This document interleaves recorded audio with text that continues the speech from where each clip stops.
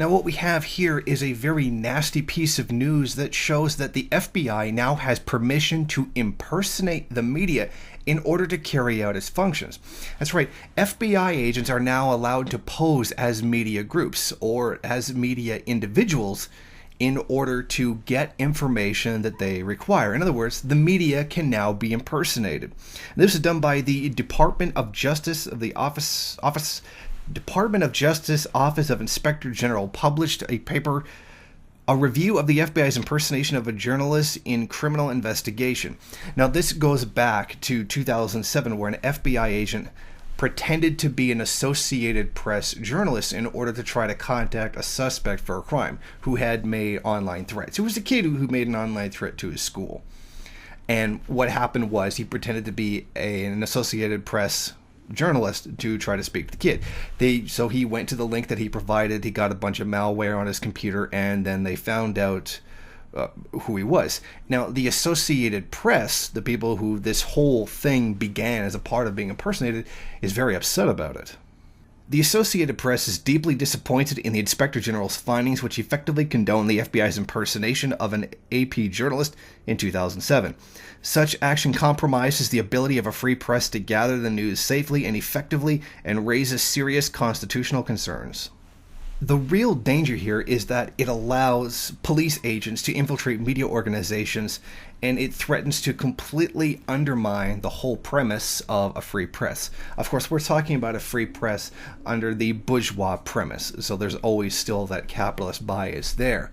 But this creates an entirely new danger where the government, the bourgeois government, is allowed to essentially just completely pervert the media completely. Because now they can just place agents throughout media. And this was something that it was shown that they were actually doing with regards to Julian Assange. They were placing a particular narrative deliberately in the media in order to paint him in a particular light and just completely ignore the fact that what he was doing was actually giving out information on crimes that were being committed by the government.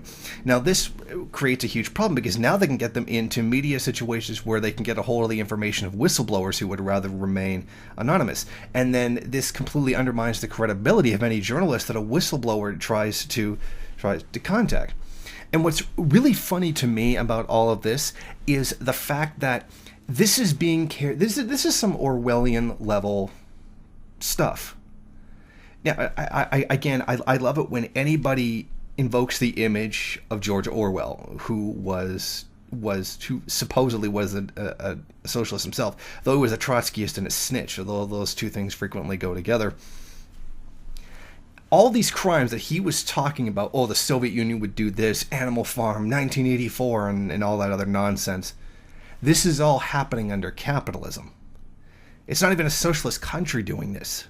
It's the United States of America, the bastion of freedom, the true enemy of communism, freedom, and all that, who is actually carrying out all of this. The great irony, what